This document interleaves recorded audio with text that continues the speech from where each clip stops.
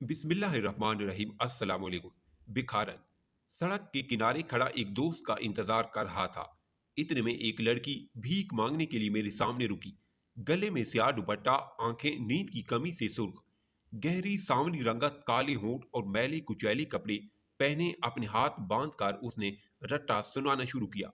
बहुत भूख लगी है, कुछ पैसे दे दो, ऊपर वाला तुम्हें प्यारी सी दुल्हन देगा, दूल्हे बनोगे दूल्हे, गरीब की मदद कर दो। मैंने आदतन जेब में हाथ डालकर कहा, पैसे तो नहीं है मेरे पास। हाँ, खाना खिला देता हूँ तुम्हें। उसने मुझे नीचे से ऊपर एक नजर देखा और कहा, पैसे दे दो, खाना मैं खुद खा लूंगी। मैंने नफी में सार हिलाकर कहा, खाना तुम खा लो, पैसे मैं खुद दे दूंगा। वो एक लख्ता खामोश रही और फिर कहा, अच्छा, तुम खाना खिला दोगे? मेरी एक बहन भी है, उसे भी बुला लूं साथ? मैंने जवाबन कहा, हाँ बिल्कुल, ये कोई पूछने वाली बात है, बुला लो उसे भी। उसने दाएं तरफ मुंह करके जोर से आवाज लगाई, बानो। थोड़े फासले के एक 6-7 साल की बच्ची लोगों के दरमियान से बचती बचाती हमारे पास आ गई। उसने मेरी तरफ देखकर बच्ची के सर पर हाथ फेरते हुए कहा, भिखारन, बानो, खाना खिलाऊं तुम्हें? हम पास के एक होटल में गए और खाना लगाने का कहा। खाना खाते हुए मैंने लड़की से सवाल किया, क्या तुम्हारा दिल नहीं करता कि तुम घर बसाओ, अपनी बहन को अच्छा रहन सहन दो? उसने नवाला बच्ची को देते हुए हंस कर कहा, और ये अच्छा घर, ये अच्छा रहन सहन एक भिखारन को कौन देगा? बहुत लोग हैं, तुम भीख मांगने से बेहतर है किसी घर में काम कर लो। मैंने जवाब दिया, ना, घर में काम करने की बददुआ ना दो मुझे।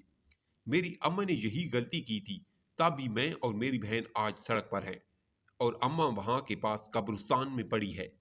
उसने पानी का एक घूंट पिया और कहा, किसी घर के मालिक की ही नाजायज औलाद हूं मैं और मेरी बहन। उसकी आंखों में आंसू थे। उसने ठंडी आ भर कर कहा, मैं नहीं चाहती मेरी औलाद भी मेरी तरह सड़कों पे हो, तभी घर में काम नहीं करती। मैंने पूछा, मगर ये बाजार, क्या ये तुम्हारी इज्जत पर हाथ नहीं डालता? और क्या यहां पर तुम्हारी बहन महफूज है? उसने हाथ दुपट्टे से साफ करते हुए कहा, नहीं, ऐसा नहीं है, मैं यहाँ महफूज हूँ। यहाँ भी नोचा जाता है मुझे, मगर बहन अभी छोटी है, उसके जवान होते ही उसको कहीं और धंधे लगा दूंगी। तब तक पैसे भी जोड़ लिए होंगे, और ऊपर वाली को क्या जवाब दोगी? वो हंसी। तुम्हें लगता है अब भी मैं जवाब दूंगी ऊपर वाले को? मुझे पैदा ऊपर वाले ने किया है, मगर मेरी सरपरस्ती जिसको करनी थी, वो अयाशी समझकर भूल गया मुझे। क्या वो जवाब नहीं देगा ऊपर वाले को? मेरी माँ आंतों के दर्द से मर गई, अस्पताल में किसी ने मुझे दाखिल तक नहीं होने दिया। क्या वो जवाब नहीं देंगे ऊपर वाले को? उसके लहजे में सख्ती थी। उसने मेरी तरफ उंगली करते हुए कहा, तुम मर्द जवाब दे हो ऊपर वाले को, तुम्हें हमारी सरपरस्ती सौंपी गई है ना? तुम्हारा बनाया हुआ ये मुआशरा, तुम जवाब दोगे ऊपर वाले को? एक कमजोर लड़की पे ऐसी नौबत आई कैसे कि वो अपना जिस्म बेचकर पेट पालती रही अपना? तुम ऊपर वाले को जवाब दोगे कि तुमने एक कमजोर लड़की को क्यों लूटा?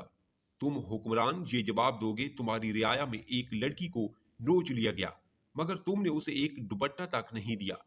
पीछे देखो, वो बाजार को देखो, वहां तुम्हें कोई औरत अपना इख्तियार चलाती नजर आ रही है क्या? ये तुम्हारा मुआशरा है, तुम्हारा बाजार है। यहाँ मर्दों में से किसी एक को भी मुझसे गर्ज नहीं कि मैं किस हाल में हूँ। यहाँ मर्दों को बस अपनी हवस से गर्ज है।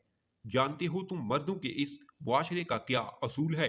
औरतों और घर से बाहर हो, तुम नोच डालते हो उसे। उसने इशारा करते हुए कहा, वो भिखारी देख रहे हो तुम, वो नमाज के वक्त जाकर नमाज पढ़ता है। जानते हो क्यों? क्योंकि वो मर्द है, वो आजाद है। मैं एक बार मस्जिद में गई। अव्वल तो मुझे अंदर नहीं आने दिया, जोर जबरदस्ती से अंदर चली गई, तो हविस परस्तों की एक भीड़ मेरे आंग आंग देखने को मस्जिद तक आ गई। मैं सुकून से नमाज तक नहीं पढ़ सकती, और तुम कहते हो मैं क्या जवाब दूंगी ऊपर वाले को? ये मदीने वालों की रहमतें हैं, तुम जिंदा हो, वरना बाखुदा तुम्हारे गुनाहों पे बड़ी सख्त पकड़ होनी थी, तुम्हारी, बड़ी सख्त। मर्द कमजोर लड़की को देखकर असूल बनाता है कि अपनाना कभी नहीं और छोड़ना भी कभी नहीं। मैं खामोश था, मेरे पास कोई अल्फाज नहीं थे। मैंने भोंडे तरीके से कहा, हाँ, मगर कुछ मर्द होते हैं जो अपना लेते हैं। वो तंजन हंसी, अच्छा, ऐसा भी है, तो फिर अभी देख लेते हैं। उसने सर पे दुपट्टा ओढ़ा और कहा, मुझसे निकाह कर लो। ये भिखारन का वादा है, तहज्जुद भी नहीं छोड़ेगी कभी। मेरी आंखें फट गई। मेरे पास कोई जवाब नहीं था। वो फिर बोली, क्या हुआ? अच्छे मर्द हो ना तुम, तो दे दो एक मजलूम को सहारा। मैं खामोश था। जवाब दो ना। मर्द तो ये कहते हैं कि कुछ मर्द होते हैं, मगर वो कुछ मर्द पता नहीं कहाँ होते हैं। मैंने तो कभी नहीं देखे। मैंने जब भी देखी तुम्हारे जैसे मर्द ही देखे। यहाँ कोई अपनाने वाला नहीं, और भला अपनाएगा क्यों? उसे घर से बेदखल तो नहीं होना, ना ही लोगों की बातें सुनकर जीना होता है कि देखो, इज्जतदार होकर एक बदचलन को घर में लाया है। वो जोर से हंसी। पता नहीं तुम मर्दों के नजदीक इज्जत क्या है। तुम बाहर की औरतों को घूरने, चुपके से मुंह काला करने और सफेद काटन पहनने को इज्जत कहते हो, मगर हकीकत में इज्जत वो एहतराम है, वो रुतबा जो तुम एक मुझ जैसे बेइज्जत को देते हो। और तुम ये कभी नहीं करते, कभी भी नहीं। मेरी समात और बिसारत जवाब दे गई।